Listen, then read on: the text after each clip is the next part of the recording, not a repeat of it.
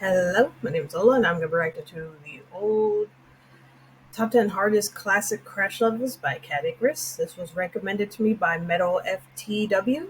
Thank you for the recommendation. And yeah, let's see what levels that Caddy considers to be the hardest in the Crash games. And if you want to like, comment, subscribe to my channel, you can. If you don't want to, that's fine too. Here we go.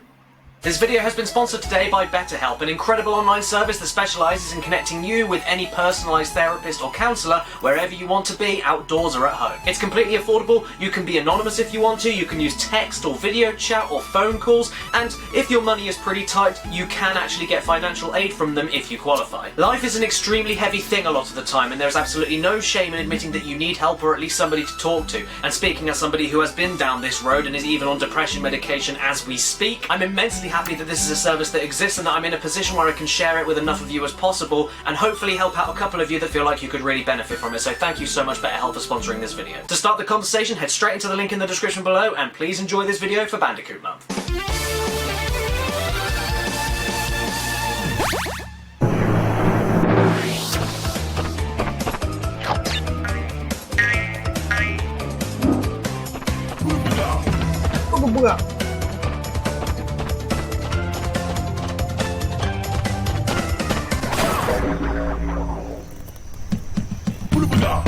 Greetings and salutations, my beautiful people, and welcome back to Bandicoot Month, the only time of the year where it's completely acceptable to shove your granny's priceless jewellery up your ass. With the Insane trilogy coming out last year and the controls and physics being tweaked to make it more snappy, responsive and consistent over all three original Crash games, there was a lot of controversy during its release because journalists forgot to put their nappies on and lost their dummies before dying a few times and complaining about how difficult the game was, even going as far as to compare the game to Dark Souls, which will never not be funny. Although, where I do find it hilarious to compare a platform where you die a couple of times to something like Dark Souls, when one of these games has a dragon with a ribcage for a mouth and the other features a jacked up koala with tiny legs, I can't deny that Crash Bandicoot in its heyday and even nowadays has a few levels that will really fucking get to you, especially if you're a kid getting into 3D platformers for the first time or even adults that know the series inside and out. So I wanted to celebrate that in today's video. Yes, I went through Crash Bandicoot 1, 2 and 3 in their entirety all over again so that I could give you what I think are the 10 hardest levels in the original Crash trilogy. But let's go over a few ground rules before we start. Firstly, yes, I am doing the Insane editions of these games on PS4 just to keep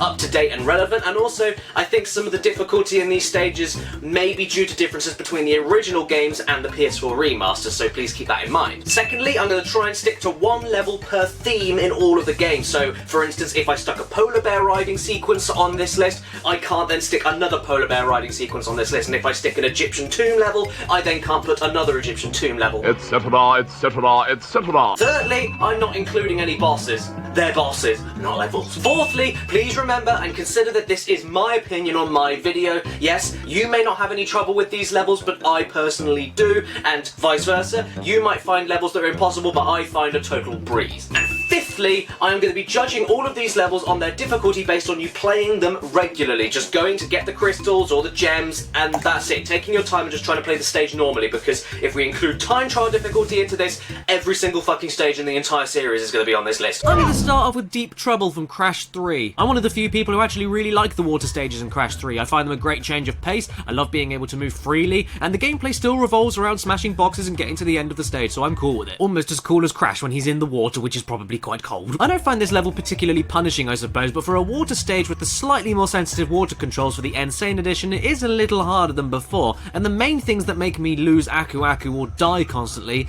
are these fucking propellers. While these things run, they suck you towards them, and if you touch the whirlwind at all, you take damage. Not the propeller itself, just the whirlwind. This is already a little bit annoying, but what makes it 10 times worse is when you throw in a pufferfish that moves up and down and can kill you in one touch if they blow themselves up, right next to a propeller, and then another fucking propeller going off at a different time right next to it. By the way, as this stage is in water, you can never truly remain still in one place, meaning you're constantly fighting against currents and trying to time your swing perfectly through the whirlwinds while either safely trying to kill the pufferfish at the right time or get around it. It's way harder than it sounds and looks, and even better, once you reach the end of the level, you won't have the gem or the coloured gem, so you have to activate this crate to open a secret route back at the halfway point of the level. which means going back through the level again with different timings of the whirlwinds, and any death means you go back to the last checkpoint crate you smashed when you were still trying to beat the level normally, meaning going through all of this over again, hitting all the boxes. The secret route itself isn't too easy either. Basically, Deep Trouble is exactly that. Deep bloody trouble indeed. Not as much trouble as Cortex Power from Crash 1 though. Yes, didn't take long for Crash 1 to appear, did it? And that's because it probably has the most challenging gameplay as a whole throughout all of the Crash games, purely because of Caddicarus' limited moveset. All you do is run, spin, and jump. And of course, jump with less hang time in the air compared to the PS1 version of the game, which I do prefer immensely, but it still makes things a little tricky in the Insane Edition sometimes, especially in a stage where you don't just have branching routes, but branching routes on top of branching routes. It's not impossible to get the layout in your head, but what is difficult is getting all the boxes on one end of the stage and then going against the damn camera. The obstacles to get around while going backwards aren't too easy to avoid either. Invincible flying spiky things, piping hot pipes with pipes flying out and the electricity flying out of the top, and plenty of one-hit kill snot that you need to avoid with all the dropping platforms and moving platforms all fighting against each other. If you didn't think Cortex had any power before, well, Cortex Power certainly shows you how much power Cortex really has in his upper cortex of power. Here's another Crash 1 stage for you, Toxic Waste. It looks rather similar to Cortex Power, doesn't it? Stop saying Cortex Power! I will when I die. But I can assure you this is far from the case. This stage has a cameraman that heard Crash 1 was originally called Sonic's Arse Game and thought he would be getting involved with some bare-naked Sonic butt action, but then saw it was about a Bandicoot instead and thought, oh fuck me, that's even better, and stuck the camera as far up Crash's arse as he could. Death perception is your biggest foe in Toxic Waste. The level design and box breaking is as easy as it could possibly be in concept. It's straight, simple, and only with a few gaps in the terrain to fall down. But those barrels hurtling towards you, just you try telling me where they are relative to Crash, because I can't tell to save my life. The rolling ones aren't too awful, but once the bouncing ones get involved, fucked if I know where to position myself. The shadows don't even help. I don't know whether to stop, run back, or pancake! The worst thing about all of this though isn't the amount of deaths you may accrue on your way to the exit, but this is one of the few coloured gem stages in the Insane Edition of Crash 1, where the only way to get the gem is to break every single box and reach the end without dying a single time. I know the original game had this for every single stage, but with the swifter jumping keeping you in the air for shorter time periods, it's a little trickier just trying to jump over the rolling barrels, especially while going uphill. This is definitely harder than the original Crash, and worthy of a spot on my list of levels that fill my pants full of toxic waste. Speaking of toxic waste, you want to see a lot of brown? How about Digging It from Crash 2? I haven't seen this much brown since I looked inside Uncle Vernon's laundry basket. When I started this video, I had a set idea of the names of some of the levels that immediately sprung to my mind when I think of difficulty in Crash Bandicoot, and Digging It was not one of those stages. Until I decided to replay it for this video. The main part of the stage itself throws you for a loop enough as it is. These unpredictable random bomb-spitting plants can fuck off, as can those moments when you need to get through being chased by a seriously pissed off bee. Oh, and that part where you've got to avoid the bombs while getting through differently timed electric gates, that bit can fuck off too. I find it tricky enough just getting through these parts normally, but then going after the gem is where I really start to lose it. Not only have you got to reach the no-death bonus platform route, well, without dying, and get introduced with a lovely welcome gift, but then after you're done with that death route, like in Cortex Power, you need to go against a camera that is not interested at all in showing you what's coming up in front of you. Yes, through all of those electric gates, while dealing with the very fast, incredibly pissed off bee that requires less than a second to react, spin away or else turn you into a deviant art post, while dealing with not seeing these fucking mines blowing you up and making you lose control for vital seconds, getting you killed, and while knowing that if you die you go back to whatever fucking checkpoint you were stuck at before. Yes, even the later stage of this very same bee theme of Crash 2, behaving, isn't as hard as this. Oh, make yourself useful and pollinate those fucking bushes! So yeah, in conclusion, Digging It can dig its own grave, crawl in it and die. But not as much as Cold Hard Crash from Cash Banooka 2 Gringotts Steakhouse. This is not only one of the longest stages in the entirety of Crash 2 just from trying to get from start to end, and features some of the trickier ice physics-based platforming in the game, and some pretty tricky rolling wheel and enemy placement to deal with, but it also has probably the worst death route in any Crash game. A route so infamous that there's even a big load of metal crates in the middle of it shaped like a big middle finger right at you. And yes, even fake Crash jumps in and makes fun of you right outside the finger as well. They knew what a pain in the ass this part of the game was. In order to not only get the death route gem but also the main gem, here's what you do. Get through the stage without dying, go past the death route platform because if you go on it you'll miss out the gem, and smash every other box in the side-scrolling part of the level. Once this is done, head all the way back to the death route platform without dying and then enter the slipperiest hellhole of ice, bottomless pits, differently timed crushing logs and nitro crates in the most awkward, horrible horrible places while you deal with the ice physics. By the way, once you get through all of this, you find an exclamation crate right at the end of the death route. Hit this to activate more boxes to break near the beginning of the death route and start the torturous process all over again. You gotta go back through all of this shit and then back through one more time. And if you should fall down this hole at the end of the route before hitting the exclamation crate, which is very easy to do since sliding past the crushing logs on the ice is the easiest way to get past them, you'll overshoot the stage, fall down, and need to restart all over again because you missed the chance to get the gem. Even better than this, piston it away from Crash 2 does the same kind of thing, but even harder if you ask me. Thanks so much for that. Yeah, that for that one moment in that in the ice level, it looked like Crash was moonwalking. It was, what?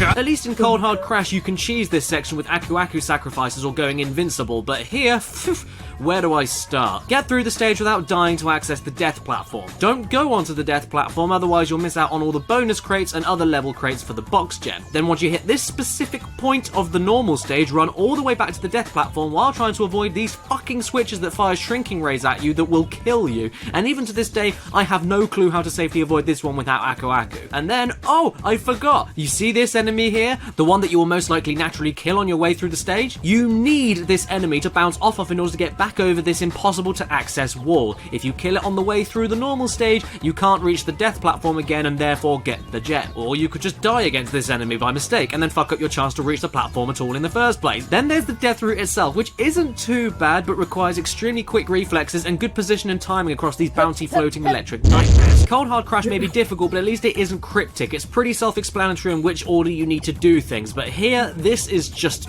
ridiculous. But as ridiculous as Area 51 in Crash 3? I don't think so. The motorcycle stages as a whole I really enjoy, but they aren't my favourite parts in Crash 3, and despite it feeling very similar to the original game, N-Sane's motorcycle controls are a little bit stiffer and take a tiny bit of time to get the hang of. Once you do, zipping past other races and hitting boxes is great fun.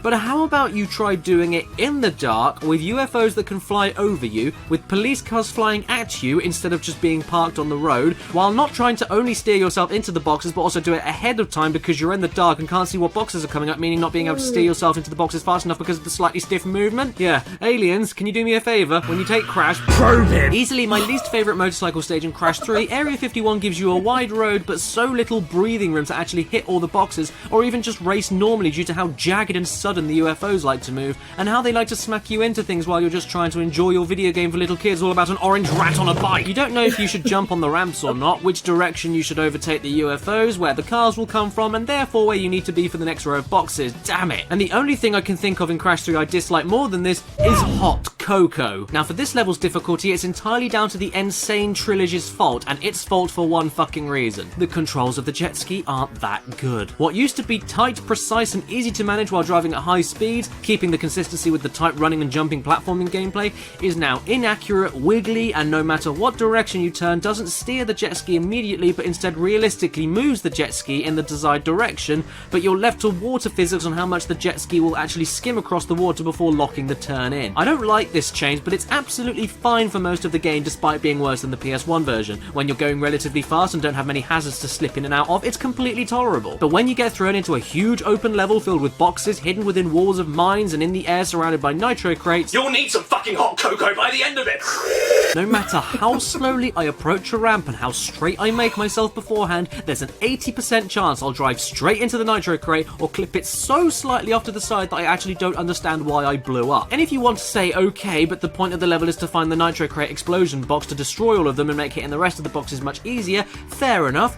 But that doesn't make the mines go anywhere, does it? Look at this here, it's ridiculous. In fact, no, okay, I know I said at the beginning of this video that I'm going to stick to a rule of not using any time trial difficulty as a factor, but you know, you need to understand exactly how annoying this is. So here's a clip from my Insane Trilogy review. I didn't mind the controls too much when you were just trying to get a crystal or a gem, but getting the fucking relic in the Hot Cocoa stage with its open-ended level design and bullshit box placement on other ends of the fucking stage, literal centimeters away from fucking death traps all of the time, is made a million times harder than it was in the original when you take away the less slippy and more responsive controls. Every single fucking time you want to jump over a fucking ramp, you need to be damn sure that you jump as straight as an arrow over that because otherwise you slip and slide all over the damn place and hit Nitro Craze in the air. I don't like it. But I think I'd take that any day over the high road from Crash 1. Yeah, this level can take the fucking high road. This, like Hot Cocoa, has been made infinitely trickier with the new controls, and I feel like I have to keep saying this so you don't think I'm a hypocrite. Yes, I love the new running and jumping controls in the Insane Trilogy, but that still doesn't mean I'm going to ignore how much they can change the execution of a stage that is actually a bit easier on the original game. The high road is the second endless bridge over constant bottomless pits in Crash 1, and because of that, it basically just turns up the original concept of the level to shit hundred and fuck. You have more pits, more unstable platforms you can't spend more than a second on, more gaps you need to land on while avoiding pigs, more fake platforms that just fall apart the second you touch them, and more icy platforms that you don't only slip on but need to jump off at the end in absolute pixel perfection in order to reach the next platform ahead of you. With the insane controls requiring the absolute perfect timing in order to make it across regular jumping gaps due to the shorter airtime and jump arc, this is tricky enough. But the other main gimmick of this stage is found with the tortoises you need to bounce on to get across the bigger gaps. Not only can these bastards hurt you if you don't land perfectly next to them while being far enough away from them so that you don't touch them, which also spins them away, making it impossible to move forward, but if you don't bounce on them as they walk off as far as possible to the edge of the platform they are on, you will not make the jump to the next platform once you bounce on them. It's so fucking specific on the timing and positioning in order for you to successfully use the tortoises, it's almost unfair. And I'm not talking about breaking the stage by jumping on the ropes on the side, skipping the entire platforming challenge, I'm talking about doing it the designed and intended way. It's brutal on occasion, and the checkpoints aren't very frequent, making things worse. Even the bonus stage isn't too easy. What's usually an affair of just hitting a few boxes and leaving is changed into a game of figuring out which boxes to leave behind as a bridge while you jump back and forth over a huge bottomless pit without falling, hitting every box on the trip across and back about 3 different times. Well, the high road may be a bastard of a stage for sure, but that doesn't compare to the biggest bastard of all bastard stages. Yeah, we're going there. In fact, if you clicked on this video and you know me, you probably saw this coming a mile off and you knew this was going to be my hardest level in all of Crash, the original trilogy. Yeah, we're talking Stormy Ascent, baby. A level so difficult for Crash Bandicoot standards at least that I made an entire video dedicated to it when it came out as free DLC. This level has it all. It's very long, it has extremely fast-paced challenges over disappearing platforms. All of your short jump arcs can barely make it across all these spikes. It has timing challenges with obstacles that don't only change their timings over instant death traps but also trick you and force you to think twice about what you're doing in the middle of a bottomless pit. It has moments where you need to jump at the very last minute followed by moments you need to jump early. It has moments of platforms floating and twisting around each other that you have to navigate while scientists throw grape Fanta at you, which sucks because grape Fanta is fucking tasty and it's a big waste. How about those moments you need to bounce off of moving birds onto more moving platforms going around spikes? Basically, I really hope you're hungry because this level is hell-bent on serving you on a pike freshly roasted bandicoot scrote. And this shit would be bad enough, but then you're given undoubtedly the hardest bonus stage in the entire game, this Brio bonus stage, that is basically a platforming puzzle stage where you're constantly tricked, like with needing to smash boxes above your head with a breakable bounce box, but don't hit all of them, otherwise you can't get over to the top part of the level. You need to put yourself in near-death situations just to progress. It tricks you with a hidden TNT crate off of the screen that you can spin, and it likes to clip your body with bouncing steel boxes to crush you in one hit when you've already hit every single damn box and need to work it out all over again. God damn it, Crash! Torn a Bandicoot and a huge breach isn't worth this much hassle! The thing is though, I actually think this level is fantastically designed. It's challenging as all hell for sure, but everything here is totally doable and reactionary. It isn't impossible whatsoever for you to do all of this on your first try. It's just very, very tough, and if you aren't a fan of the insane controls and how they work, you will hate this. Seriously, there are parts where you need to jump again the very second your feet hit the floor after the previous jump, and even then you will barely make a gap. I would go on more about how tricky this entire level is, but I mean, I did do an entire video dedicated to its bullshit. Fucking come on! And that's all I have to say. Those are my 10 hardest levels from the original Crash games in the Insane Trilogy. And right now, I need to fucking calm down and not get so wound up, so I think I'm going to play more Crash. Yeah, that'll calm me down. I think I might get all the platinum relics in Crash Team Racing. That's very relaxing. If it's your birthday today while watching this video, happy friggin' birthday to you. Please remember to stay beautiful. And I suppose you could say that this video featured some of the most insane levels in Crash. Thank you so much for watching this video on my 10 hardest levels from the Insane Trilogy, everybody, and special thanks to everybody on the screen right now that has helped support this channel. Yeah, I've heard of that Stormy Ascent. I heard that it was supposed to be in the original game, but they took it out because it was too hard. And yeah, for Insane, yeah, they brought it back. Yep, they put it And man, a lot of people were talking about it. Man, saying, man, this level was too hard. Like, yeah, and that's pretty funny that, yeah, they compared it to Dark Souls, a Crash Bandicoot game. Oy. Yeah, those ones where you got to go back and forth, back and forth. Like, man, those sound really hard. But compared to Stormy Ascent, ugh, it's like a breeze. Anyway, yeah, it's my reaction to old top 10 hardest crash, no, classic crash levels by Caddicarus. And everyone, take care of yourselves, each other, and I'll see you in the next one. Bye.